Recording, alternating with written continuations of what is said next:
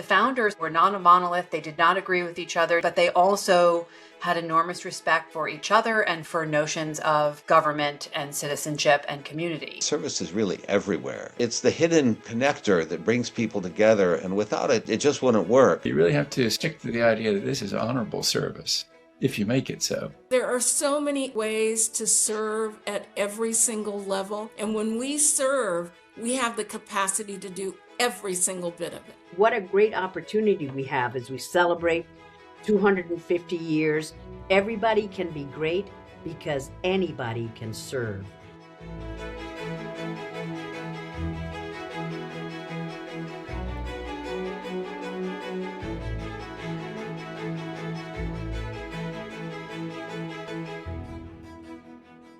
I'm Brian Baird. I'm a former member of the Congress from Washington State and the founder of the National Museum and Center for Service. And I am just delighted today to be with Sarah Botstein, one of the co-producers of the marvelous series, The American Revolution, along with many others that WETA has created. Our topic today is about the role of service in the founding of the country, in its history, and in the present day. And Sarah, thank you so much for being with us and for your lifetime of work on this marvelous film and so many others.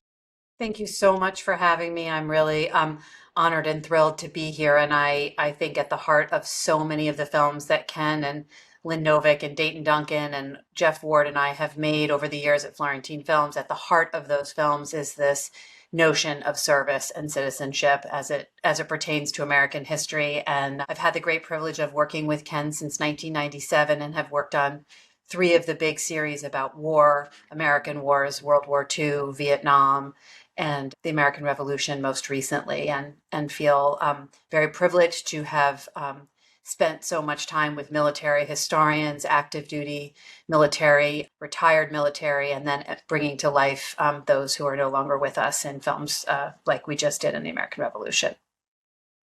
Thank you, Sarah. And later on, we'll be having a dialogue with 3 former colleagues, 2 Democrats, 2 Republicans, about service in office and how it is so important to our nation and to our local communities as well.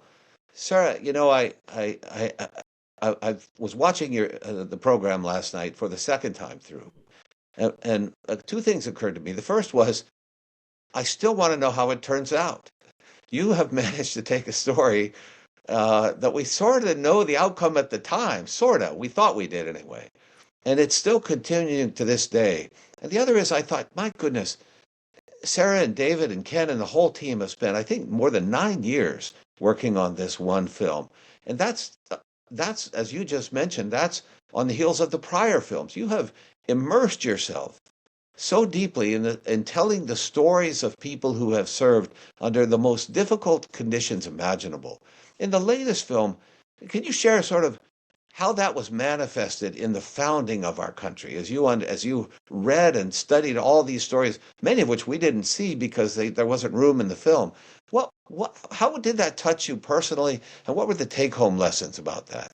Yeah, well, I think, Ken talks about this a lot, and I talk about it in any conversation I have about the work that we do. Any film that we make is a process of discovery, as Ken would say, a journey of discovery. We are asking the viewer to invest a huge amount of time. We don't make short films. They're fairly dense. We really ask a great deal of our audience and our viewer to go on a journey with us to learn a subject anew. And that's really philosophically how I approach a work. And in 30 years of working with Ken, I have yet to make a film about a subject I know very much about. And I'm so happy about that. I want to make films about things I don't know about so that it's a surprise for me as well. And I think, many people who write about history, who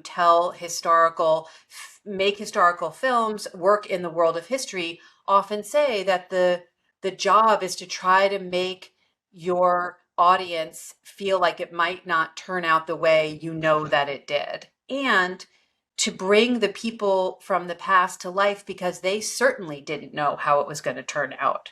People did not know who they were going to be. The founders did not know they were going to be the founders. I mean, they were a spunky, fierce bunch of, great fierce debaters and philosophers and lawyers trying to wrestle some big things to the ground. They were not a monolith. They did not agree with each other. They debated voraciously, but they also had enormous respect and reverence for each other and for notions of government and citizenship and community. So I think we always want the viewer to feel excited and surprised and unsure about, we want them to ask questions. We don't want to tell our viewer what to think. We want to tell them how to ask questions and be curious about the subject we're making a film about. Wonderful. And you achieve that so beautifully.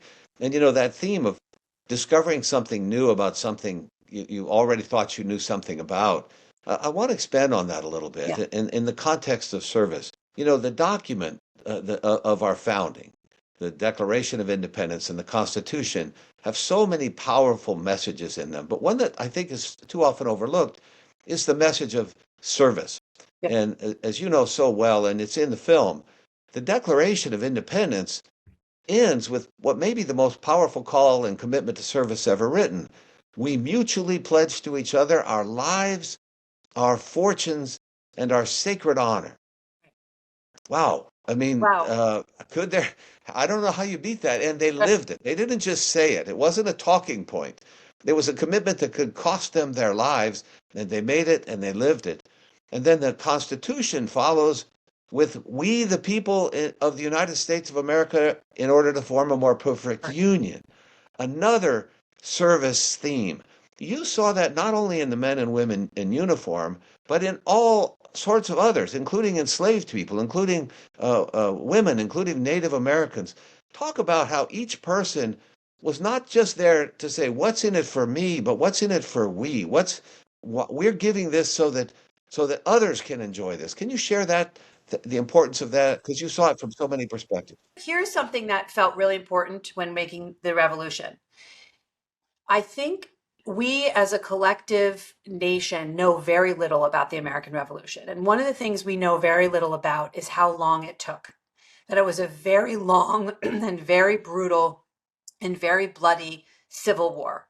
And that it was nearly 10 years from the Declaration of Independence to the Constitution, that they are not the same document. We confuse them all the time. Even in helping to spread the word about the film, people would often show a clip from the Constitution when we were talking about the Declaration of Independence, and a clip from the Declaration of Independence when we were talking about the Constitution. So I think it's really important in the film that you don't actually get to the Declaration of Independence till the end of the second episode, because a lot goes on before we declare independence. And a lot goes on before the first shots are fired at Lexington and Concord. And people were trying to figure out, once it was a war and once the shooting had started, are we going to declare independence? Are we going to get a foreign ally? What are we going to do? What does this look like? Because nothing like it had ever been done before. And those are very beautiful and very important lines in American history that I think we could use right now in our nation as we begin to think about celebrating the fact that it was 250 years ago that this document was written and came out and was spread around the world. So let's hear a little bit about what the founders wrote in the closing moments of the Declaration, which I do think are important words for us to remember as a country, and then talk about what that meant then and how we've made good on that promise over 250 years.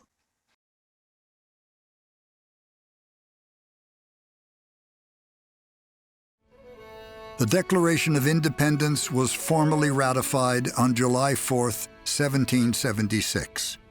Just 1,337 words that ended with the phrase, "We mutually pledge to each other our lives, our fortunes, and our sacred honor."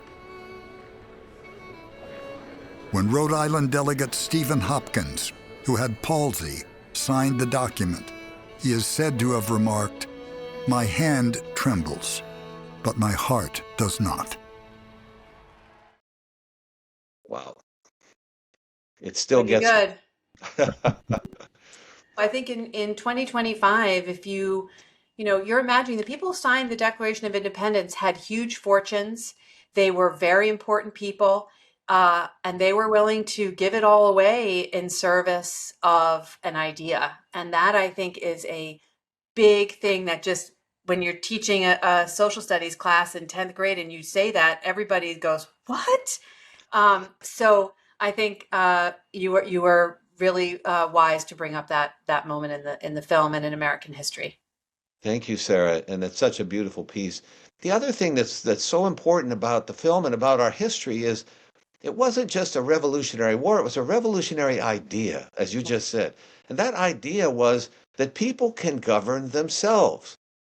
But it's a conundrum, because if all you're interested in is self-interest, how do you work together for the common good?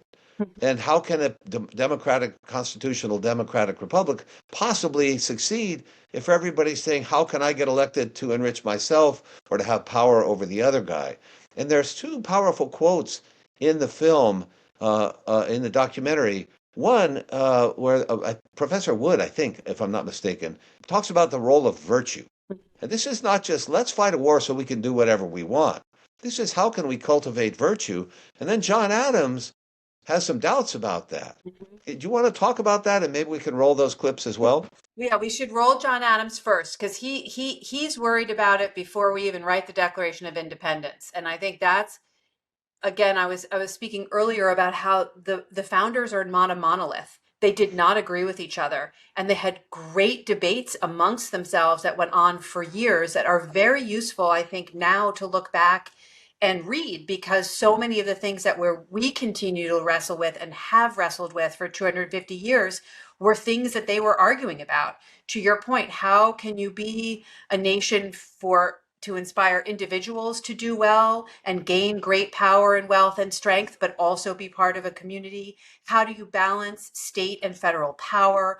How do the three branches of government interact with each other? How do they check each other? How do they balance each other? Those are the fundamental principles of the United States. So let's hear John Adams worry about whether or not people are good enough to make true on this promise. And then we'll go right to Gordon Wood on virtue, because I do think virtue sits at the center of our history, and we forget that.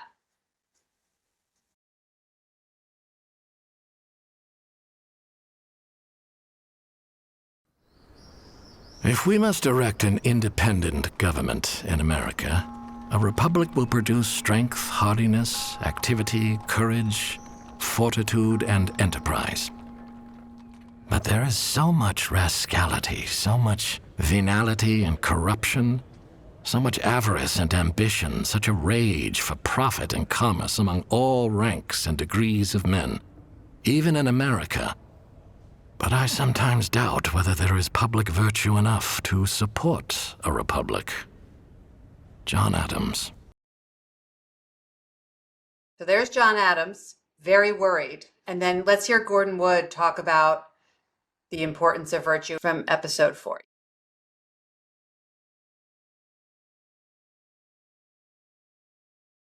The revolutionaries believed that the American people would have to be educated. Without education, there could be no virtue in the populace, and without virtue in the populace, the government would fail. Republics are based on authority coming from the bottom up, not like monarchies from the top down. So you require an educated, virtuous, they use that term over and over, drawing it from antiquity, virtuous population to sustain a republican government. It's one of my personal favorite bites in the whole 12 hours. I think education being at the heart of this nation and our understanding and our notions of citizenship and service and obligation, both to ourselves and to our government. And so John Adams gets to the heart of what could go wrong, and Gordon Wood says what could go right. And I think the tension of those two things has been present in our history. It's really true. And, a number of the people in the film and other scholars have said that when they talk about pursuit of happiness, it's not just hedonistic, temporary joy. Happiness is more deep virtue and contentment. How can we pursue our own betterment as human beings for the greater good of the country. And one reads that, when you read Washington and Jefferson and Franklin, these are people who are not just struggling to create a country, but also struggling to create a self. What kind of person am I going to be? And when we look at Washington, one of the things that's woven through the whole documentary series is his lifetime of virtue. And he served in the military before the war. He served in the House of Burgesses. He served. He was in the field when the Declaration itself was written. He was already in the field in combat. Then at the end of the war, and there's a beautiful passage in the film where he comes to Annapolis and he gives over his command to the Continental Congress, which had almost never happened in history. Normally, the general wins a war, the general takes power. He says, here, you do the job. We finished our work. I'm going home to my farm. And then they call him back to serve as the president of the Constitutional Convention. And in that role, he doesn't tip the scales. He's not there to say, I want it to be my way. I'm going to tell you what to do. He listens to people prattle on and argue legitimately. And he only, I think, makes one amendment, if I remember it. It's approved unanimously. And then he gets elected president and he chooses to only serve 2 terms. Right. Leadership is at the heart of what makes George Washington an extraordinary person in history. American history, world history, George Washington is an extraordinary hero. And one of the things that makes him such a hero is him walking away from power not once, but twice. George Washington is also a very complicated man who owned slaves, who wasn't a perfect general, who was rash on the battlefield. And I think one of the points that Jeff Ward and Ken and I try to make all the time is that heroes are not perfect. They're flawed just like the rest of us. And we want young people to understand that so they can aspire to be heroic, knowing themselves are flawed. And in terms of virtue and education, I think we have lost our way in thinking as material goods make us happy instead of education. I say this to my children. I feel better if I read a book at night rather than shopping on Amazon, right? That if you fill yourself up with knowledge, spirituality, service, some kind of community, you tend to feel better than if you're isolated and alone.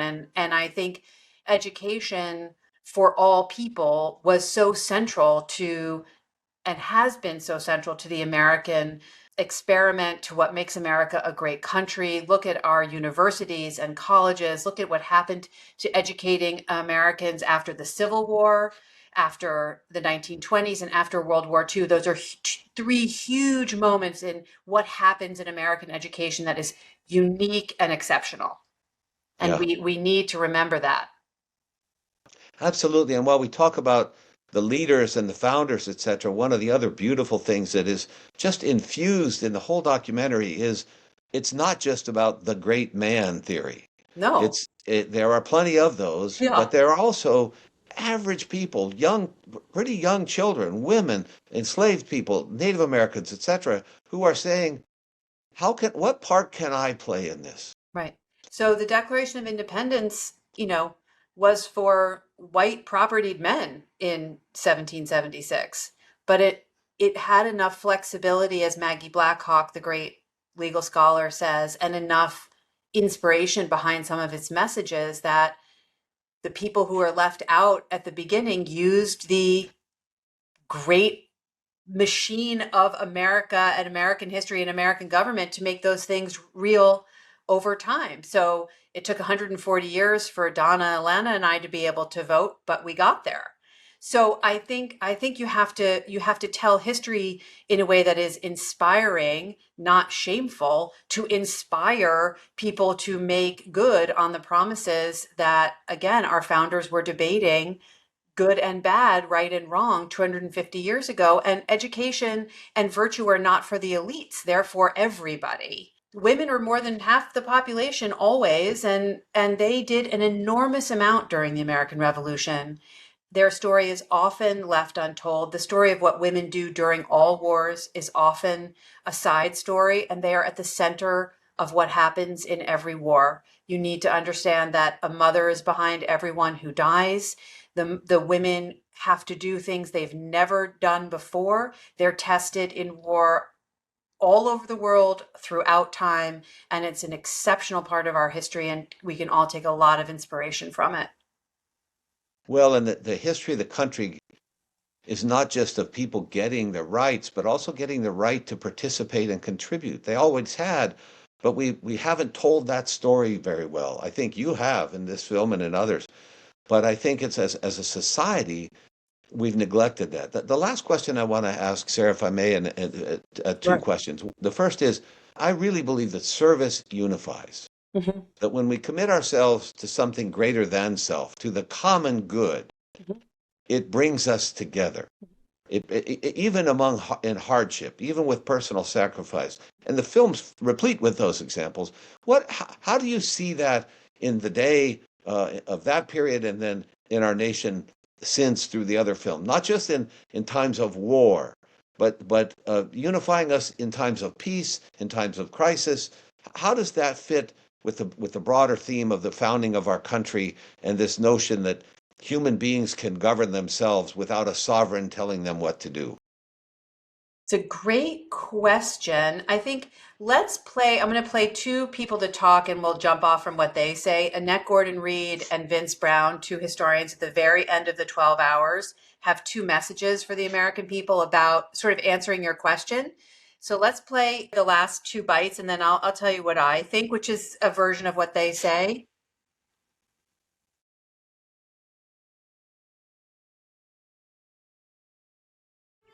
The people who created the American Revolution and created the American nation assumed that Americans would be involved, that they would be active citizens, not subjects. Being a citizen requires the kind of participation in the democracy that keeps it vibrant.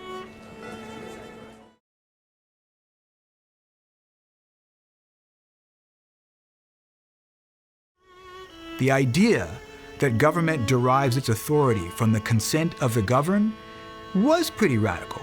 It's still pretty radical. If we take the words of the Declaration of Independence written by Thomas Jefferson, all men, let's say men and women, are created free and equal, right? Jefferson clearly didn't take that seriously as a slaveholder, but I do. And I think it's incumbent on all of us to take those words from Jefferson and make them real in our own lives, even if they weren't real in his. So you have two of the leading scholars of the country kind of inspired by the American Revolution, even though at the time of the American Revolution, they would have both been enslaved and would have had no rights. So I do think the American Revolution is an inspiring story and a patriotic story at its core. And I hope in this year of celebration and reflection and commemoration around the Declaration of Independence that we can kind of unite around our very, very complicated history, but are also, I think, deeply inspiring and optimistic moments in our history that fuel us to do better in the future. And I think that service and citizenship and community are at the heart of all of it. And I think each person individually needs to find what is their community and what is their service. And read your book and do your homework. Absolutely. And that's the closing call of the Declaration and the opening call of the Constitution, and it never ends. Right. You know, we've made it miraculously almost 250 years, but it wasn't a miracle. It was people saying, how can I pitch in? And one of the initiatives our organization has started is called 250 and Beyond. And the idea is, while we celebrate what happened 250 years ago and more, the real question is, what's going to get us the next 250? And the examples of people giving of themselves to better our society for the common good that are so essential to this story in the American Revolution film, I think that's the question we have to all ask ourselves. How do we get the next 250? And I really, as you were saying, Sarah, I totally believe it's through deep citizenship, deep service, deep community that says each of us has a role to play. I think no more important role than the Congress. I think it's important. The thing I keep telling students is, we have somehow, since the 20th century in particular, really focused our attention collectively on the presidency. And the founders were mostly focused on the Congress and how the Congress represents the people. And that to them was the branch of government that needed to wield its power and check the executive branch and check the judicial branch. And regardless of your political affiliation, over the history of the United States, Congress's job is to represent the people and their constituencies, not to be a megaphone for the president. And I think both parties are guilty of misunderstanding that over American history. And we've done the best when the Congress has represented the people and not tipped the balance of the three wings of government. And again, I say that in a totally nonpartisan way. I really mean that. I think it's at the heart of the founding. I 100% agree. And that's, of course, why in the Constitution, the Congress is the first branch. Yes. And it's why those who serve in Congress really must have that verb serve first and foremost. Yes. And we are privileged today to hear from some outstanding former members of Congress from both parties in a moment. Sarah, I just want to thank you again for your insights today, for this beautiful gift of art and history and storytelling that is the American Revolution. And we're so grateful for what you do and what WETA and PBS has done over so many years. Thank you so much. And thanks for letting me chat with you today. I always come away inspired. Well, I feel I should say exactly the same thing back to all of you, and how much I deeply respect and revere anyone who serves in our Congress, and inspire my children to do the same. And I think that's at the heart of service, as I was just saying. So thank you so much for having me and for your attention and all your kind words. Well, and let us never forget that journalism is a fundamental, foundational part of service, and the freedom of the press was guaranteed in the First Amendment to the Constitution. It certainly was passionately defended by the framers most of the time. Yes. Yes. All right. Well, thank you. Thank you Enjoy so your much. Conversation this afternoon. As you just heard Sarah talk about, Sarah Botstein discuss, the Congress is the first branch of our government. When the framers set out to establish a constitutional democratic republic, which had never existed in this form before, they purposely chose the first branch, the Congress, to be the start of the Constitution, essentially. And today, to discuss the role of service and public service and the role of the Congress in that and how service can unify us, we have three additional distinguished members of Congress. Ileana Ros-Lehtinen from this great state of Florida, who served for many years and was chair of the Foreign Affairs Committee in the Congress. Bob Inglis from South Carolina, former Republican member from South Carolina, who showed great courage in championing conservative and progressive ways to address the challenge of climate change. And Donna Edwards from Maryland. And Donna's got a marvelous story of traveling the country, which we'll hear about shortly, in her van, Lucille, putting thousands of miles to meet people in their day-to-day lives. So we're going to hear from each of you your personal stories about service in office. But since we just came off the marvelous discussion with Sarah Botstein, I'd love to hear any reactions any of you have. And Ileana, I'll start with you. What were your feelings about that, or about the clips you saw from the American Revolution? What's your reaction? Well, that was so inspirational. Thank you so much, Brian, for this opportunity. And that's a tough act to follow, I would say, first of all. But what that really moved me is that even though we're such a young nation, when you consider all the other countries, many are younger than us, but we're pretty young. But there's still so much left to learn. We think that because we studied it in high school and in college, and because we're members of Congress and we read about it, that we know everything about our country and about our founders, but there's so much to know. And that's the lesson I took away from it. But you're so right. When we look at the founding document of our democracy, the Constitution, and the powers that it gives to Congress, and I hope that we can reread that Constitution and remind ourselves that Congress does indeed get mentioned first, and we do have immense powers. Let's bring it back. But I'm in awe listening to both of you in this wonderful conversation about how we think we know our nation and we think we know so much about it. I was born in Cuba, came when I was 8 years old. So I learned about it religiously in order to become a naturalized American at the age of 20. But I still learned something new about our country. So that was very inspiring for me, Brian, to listen to both of you talk about our founders and the rich tapestry that is our history. Thank you so much. Thank you, Ileana. And your personal story I find deeply inspiring, as I do with Donna's and Bob's. Donna, I'll turn next to you from Maryland. What did you take from the film, and how does that tie into your own personal experience, either in Congress or in life?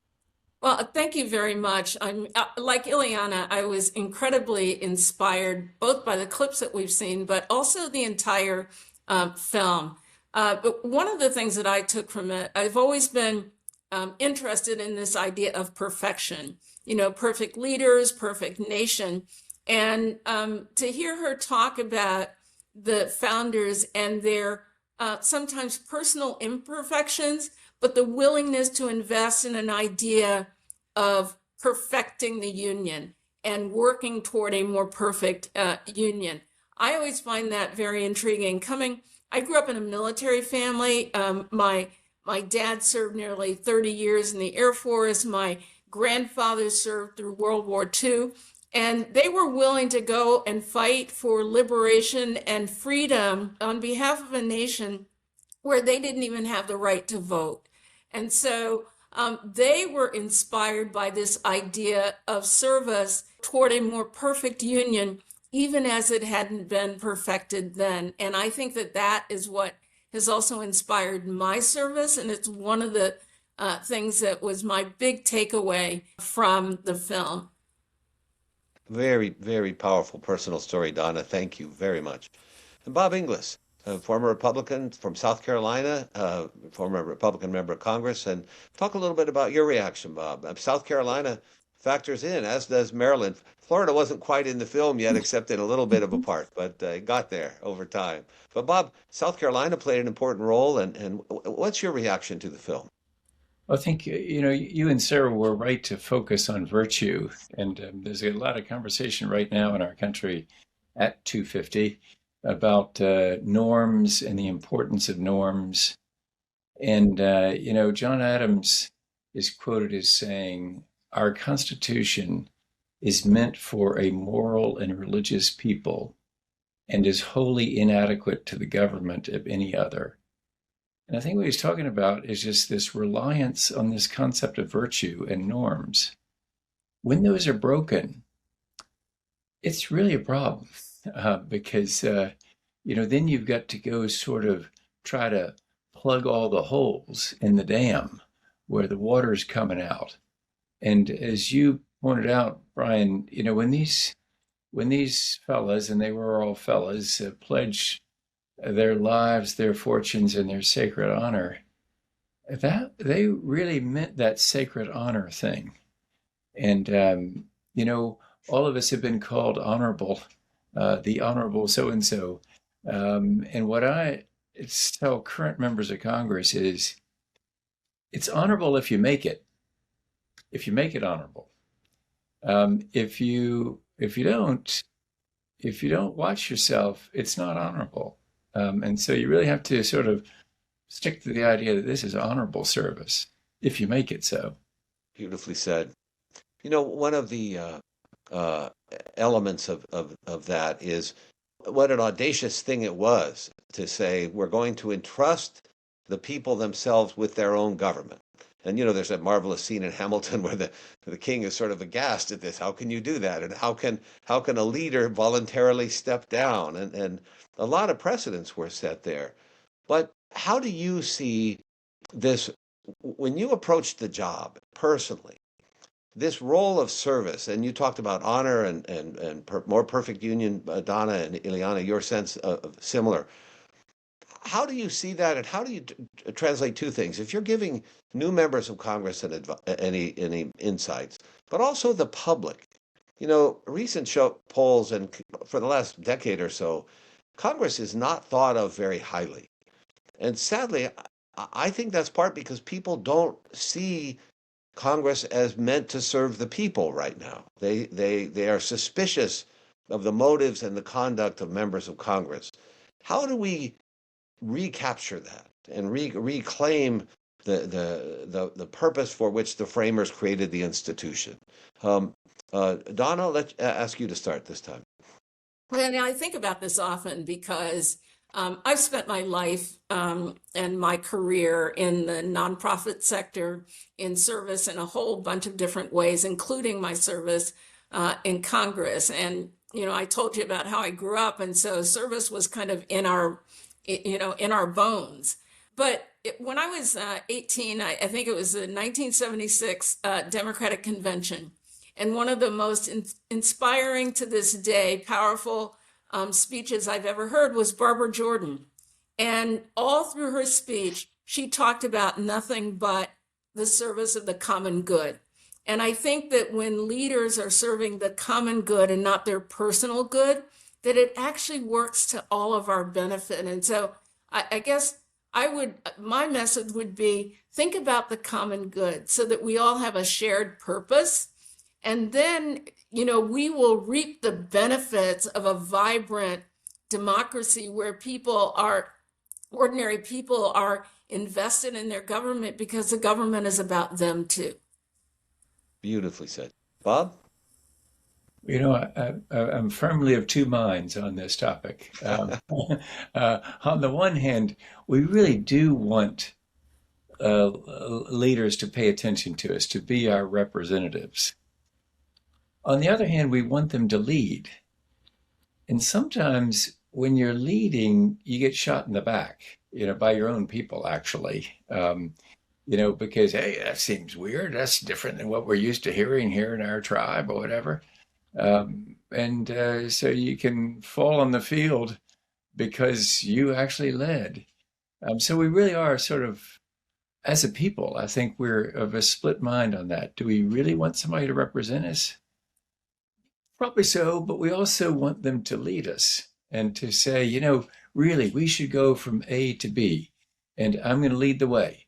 So to sum up, it falls back to us as the people to expect both that they will represent us, but they'll also tell us things that we need to know, and actually then do our duty as citizens to follow and to say, okay, we'll support you as you, for example, fix Social Security, rather than watching it go broke, and so that's I'm firmly of two minds on that. Gotcha. That's the framers were as well, of course, right? The balance between self-interest and the public good as a personal driver, and the electorate has to also share that. They can't just say, what's in it for me, but what's in it for we. Ileana, your reaction, and I'm especially interested, you in your role in Foreign Affairs Committee, you champion democracy around the world in many places. So what are your thoughts about this? Well, I thank you so much, Brian. Yeah, I'm very proud that I became the first woman to chair the House Foreign Affairs Committee. And for me, democracy and civic mindedness and all of these wonderful topics that we're talking about, that's part of my DNA.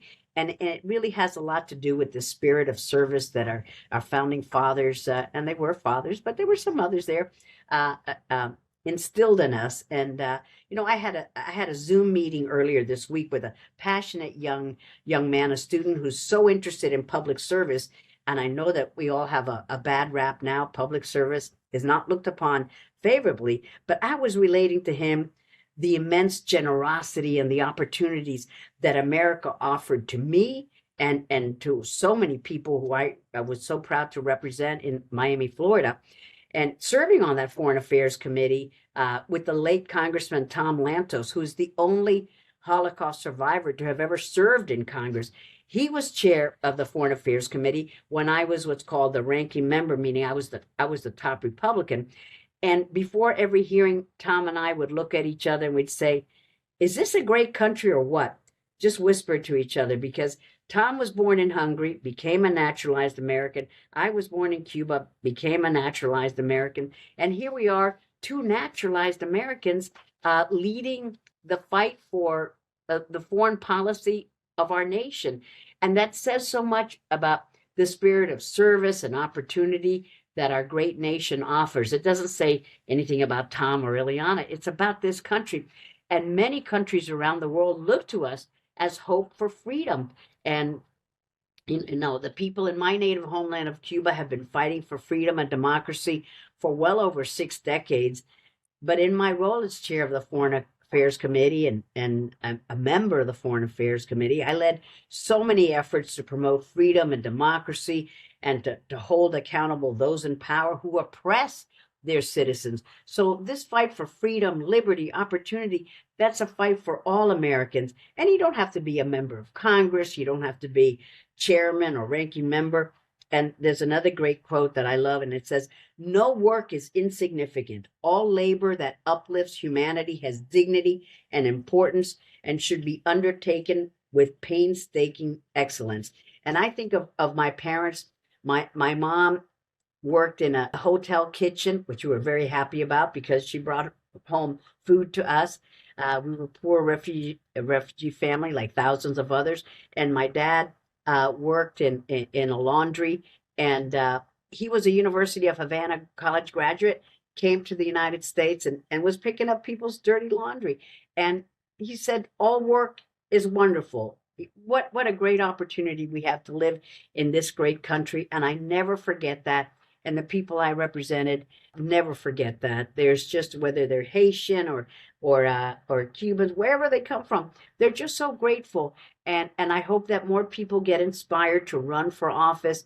And this terrible time that we're in right now, where public service is not considered great work, I hope that we get back to it, and that future generations and this present generation see something worthy in public service, because we need to get back to that. We need, there's a lot of good that you can do by running for office, or whatever you do it with excellence and do it with pride. What I love about what all three of you've said, but not just what you've said, what you've lived in your lives, is that you didn't see Congress as an access to power. You saw it as an opportunity to serve, and that you came from different backgrounds, but shared that and brought that experience together in the Congress. And I think that's what the framers hoped for. I think that's at its very best. What, the we hold these truths to be self-evident. It's not self-evident, really. I mean, we have to make it evident by how we conduct ourselves. And the premise that we should be born equal in rights, and that the government should derive its just powers from the government, that's I think a true should statement, but it only becomes actualized when we embody that. Each of you, if you would comment a little bit about, and I think Bob, I'll start with you.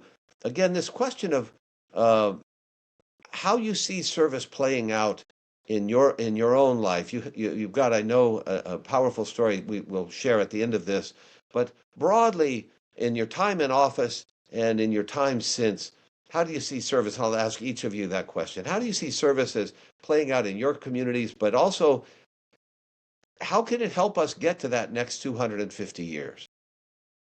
Yeah, well, it's, I think if you're serving, there are plenty of opportunities to serve in so many places. And one of them is the U.S. Congress. And I hope people watching will decide that they should run. It's not impossible. It may look impossible. It's really not. You can do it. And to serve there can be a thing that is a thing of honor and is a thing that really is pretty exciting. But I think one of the things you got to keep in mind if you want to serve in Congress is you got to be willing to lose your seat. If you're not willing to lose, there's really very little reason to be there. The whole purpose is to lead. And sometimes when you lead, people don't understand where you're trying to go, and maybe you don't explain it too well. That was maybe my case. And then they kick you out. That's not the worst thing that can happen to you. The worst thing that can happen to you is not losing an election, it's losing your soul. And the key to keeping your soul is just to to serve with honor and try to do your best and to lead, not just follow people where they're already going. So service is about leadership, I think. Thanks, Bob, very, very much. And again, each of you have been willing to live that. I totally agree. I used to say that to deserve the seat, you have to be willing to lose the seat and take some courageous stands. Donna, what's your take? We talked about your road trip a little bit. I'd love if you could weave that in a little bit, because not everybody has had the journey you've had in many ways. Share that with you and what you learned from that, and how that guides us to the next 250. I think when I came out of Congress in 2017, I really wanted to do some self-exploration. I mean, it was a great gig. I would not trade my service in Congress for anything. I wanted to still be there. But I also knew that, we have a vast country that is different both in geography, in demography, in the communities that make up this country. And I got in an RV and I drove around the country. I was on the road for about 4 months, and I didn't drive the interstates. I drove state and local roads. I can tell you something about every single one of your states that you probably know, but maybe you don't. Stopping in local communities, spending some time in a diner, talking to people, visiting all of our national parks and monuments, learning about this country and our history. And, even now, as I go out on the road again, I am always so blown away by both the physical magnificence of the country and the idea that we've had leaders who decided that we should protect those spaces so that we can all enjoy them. But also all the underlying stories of, Congaree National Park in South Carolina, of, going to the Dry Tortuga in Florida, and, exploring kind of all of these, the Pacific Palisades, and understanding that all of that is about how we're woven, what the fabric of the nation is. And my biggest discovery, I think I knew this, but it was reaffirmed, was how much we have in common as people, as human beings. And it doesn't matter whether you're in the North, the South, the East, or the West, that we care about our families, that we care about our communities, that we want to have jobs so that we can take care of ourselves and invest in our communities, and then maybe occasionally take a vacation or have a good retirement.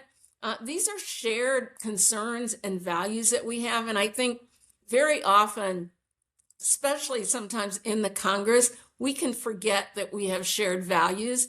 And my road trip actually reinforced that for me. Beautiful. What we've all got, you've shared a long journey in a short period of time, but we feel we went along the road with you a little bit there, Donna. Ileana, how about the next 250 in service? How does that get us there? Well, I think first of all, I've loved serving with you, Brian, with Donna, and with Bob. And Congress is made up of really intriguing, fascinating, wonderful, principled leaders. And I know as collectively, people look down upon Congress, but once you get to know individual members, we see so much worth in each person and how much they can contribute to our great country. And what a great opportunity we have as we celebrate 250 years. It's really a gift to each and every one of us. It's a call to action, and we can all individually and collectively make the rewards of service visible and valued. We all have networks. Donna's got one, Bob's got one, Brian's got one. We all do. And we can partner with local organizations, spotlighting maybe a little group. It doesn't have to be a big group or a national person or organization, and they serve our community. And sometimes it's the big organizations that get all the attention, but there are a lot of great smaller organizations in your community get to know them and see how you can contribute. We can encourage our friends, our family, our neighbors to not only show our pride by displaying our flag, but also by volunteering for so many local civic projects. I'm amazed when I'm in Miami and I see this person's making a difference and that person's making a difference. I know the gloom and doom, they guide our headlines, but there's so many wonderful things happening in all of our neighborhoods, and we can contribute to legacy projects in all our communities. I talked about park cleaning or beach cleaning. I like that you mentioned dry tortugas, Donna. I like that. And we can create our own days of service. Maybe there isn't one in your community. Just say, today, this is going to be a day of service in our area. You can do it through our schools, local nonprofits. There's so many individuals and worthy nonprofits in our communities around the nation that we can find that cause and that project where we can all contribute to successful outcomes. So we've got a great opportunity, Brian, celebrating America's 250th birthday. I love anything that's older than I am. So we can celebrate and promote a lasting, visible, highly valued culture of service. And I'll end with this, one of my other great quotes. Life's most persistent and urgent question is, what are you doing for others? And I think about that all the time. What am I doing for others? And if we could all have that mentality as we celebrate our 250th, what are we doing for others? That should be the call to action. Beautiful. You know, Ileana, you said so much, each of you did, and I love what you were saying about making service visible and valued in every community. Some years ago, I'm retired now from Congress, as each of you are as well, but I set out to create a national network of local service exhibits. You know, schools can create exhibits in the schools, students themselves honoring students, alums, graduates, faculty, staff who are serving or have gone on to lives in service. And every community in America, every single one, has people who serve, places we could put the stories up about those people to inspire and connect people with how they can serve. And we have the tools to do it ourselves. And if people are interested, I invite them to visit our website, the National Museum and Center for Service, which is nmcfs.org. We've got toolkits there that people can use. And I would encourage members of Congress and former members to also join in on this, because if we can reawaken that spirit of service, you know, the ask not what your country can do for you, ask what you can do for your country, that spirit, the kind of thing Donna mentioned that Barbara Jordan talked about, the common good. If we can reinvigorate that, it will help unify our communities. We'll find the good that brings us together. It'll help connect people with how they too can serve. And that will be the foundation that helps heal some of the divisions, include people, and stop the isolation and the negativity. So if people want to share, people watching this want to share their personal stories of service, you can do so. Go to www.250andbeyond.com/Our American Story, and you can post a personal story of someone who serves, someone you know, some organization that you support, and we'll spread the word all around the country. And I can't think of a better way to honor that legacy of pledging our lives, our fortunes, and our sacred honor, and then the commitment in the Constitution itself to secure the blessings of liberty to ourselves and our posterity. So any final comments? Donna, let me start with you, and then we'll go to Ileana and then Bob, and then we'll wrap it up. Well, Brian, thank you so much for this conversation, and to my colleagues as well. Whenever we have a conversation, we learn something new about each other and what motivates us. And I would say, you know, that I think that we're going to be in a great place when individuals in their own communities figure out ways that they can serve. And, you know, for some of us, it was a privilege of serving at the highest levels in the United States Congress. But there are so many other ways to serve at every single level and to do.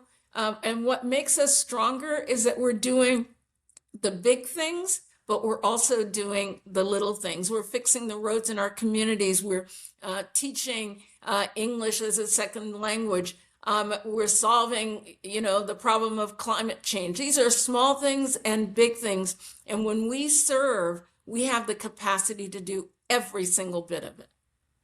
Beautifully That's said. so Ileana? inspirational.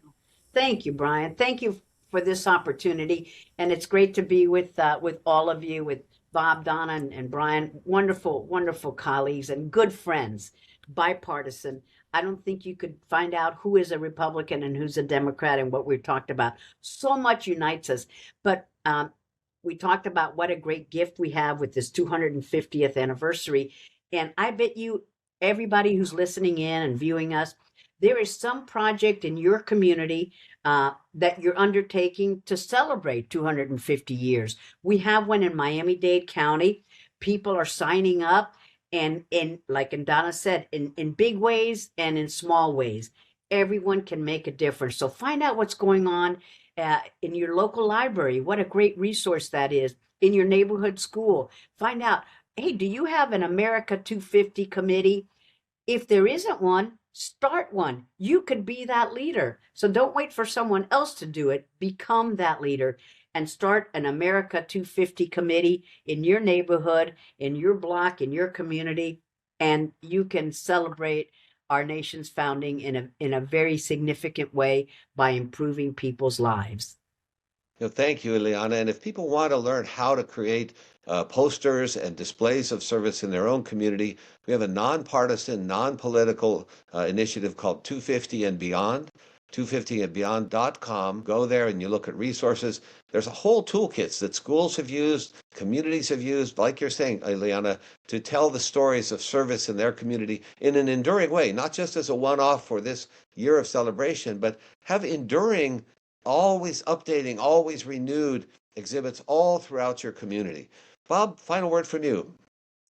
Well, it's great to be with you and with all of you, and I just what we say in Congress, I associate myself with the remarks of the gentlelady from Florida and Maryland and the gentleman from Washington State.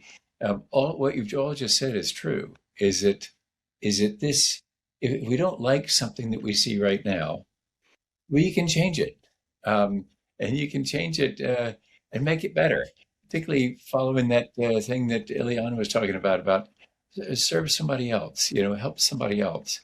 That's what service is about. And doing that, we really can form a more perfect union. And also be honest about the mistakes we've made. We have made some mistakes along the way. For me, there was an English 1.0, and then there was the new improved version, 2.0. And I look in the rearview mirror and I see that 1.0 and I think, oh, I don't like what I see back there. I've really preferred 2.0. And that's because I learned some things. And so we as a country can learn from our mistakes and make a more perfect union. Well, thank you, each of you, for your service, not just in office, but in all aspects of your life, and for being here today. And I hope people who watch this will start thanking lots of people for their service. It's great we thank men and women in military uniform, but thank the doctors, thank the nurses, thank the teachers, thank the linemen who right now are all in the freezing cold across the country repairing downed power lines so people can stay warm and heat their meals. So there's lots of people serving. It's the foundation of our country. It's the foundation of our country, and it is what brings us together. So it's such a privilege, and I'm grateful for your friendship, for your service to the country, and for your time today. Thank you. Thank you, Brian. Thanks, Thank Brian. you.